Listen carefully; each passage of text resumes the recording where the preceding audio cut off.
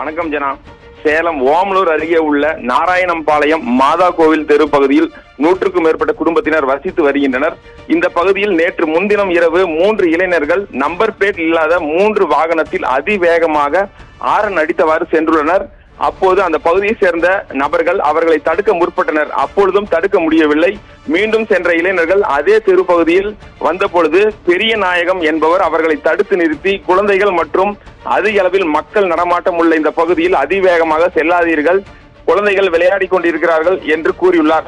அப்பொழுது இளைஞர்கள் எங்களை யாராலும் கேள்வி கேட்க முடியாது, உங்களை பிறகு வந்து பார்த்துக் கொள்கிறோம் என்று கூறி சென்ற இளைஞர்கள் அன்று இரவு அதே பகுதிக்கு 6 இளைஞர்கள் 3 இருசக்கர வாகனத்தில் வந்தனர். எங்களை மிரட்டியது யாரிடம் என கூறி தாங்கள் கொண்டு வந்த பெட்ரோல் குண்டு மற்றும் மண்ணெண்ணெய் குண்டு அங்கிருந்த வீடுகள் மற்றும் சாலைகளில் வீசியுள்ளனர்.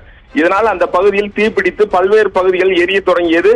இதனை அடுத்து அங்கிருந்து இளைஞர்கள் தப்பி ஓடினர். இதனை அடுத்து அந்த பகுதிக்கு வந்த பகுதியில் இருந்த பொதுமக்கள் பெட்ரோல் குண்டு மற்றும் மண்ணெண்ணெய் குண்டு வீசிய இளைஞர்கள் மீது நடவடிக்கை எடுக்க வேண்டும் என்று கூறி சேலம் ஓமலூர் காவல் நிலையத்தில் புகார் வைத்தனர். புகாரின் அடிப்படையில் அந்த பகுதிக்கு வந்த காவல்துறையினர் மற்றும் தடயவியல் அறிவியல் நிபுணர்கள் சம்பவ இடத்தில் மாதிரிகளை சேகரித்து விசாரணை மேற்கொண்டனர்.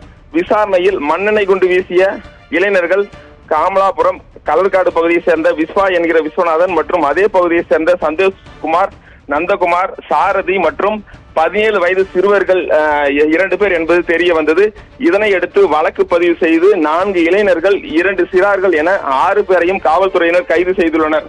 மேலும் வாகனத்தில் மெதுவாக செல்ல கூடாதா என்று கூறிய நபர்கள் மீது இளைஞர்கள் பெட்ரோல் குண்டு வீசிய சம்பவம் ஓமலூர் அருகே பெரும் பரபரப்பை ஏற்படுத்தியுள்ளது. ஜனா.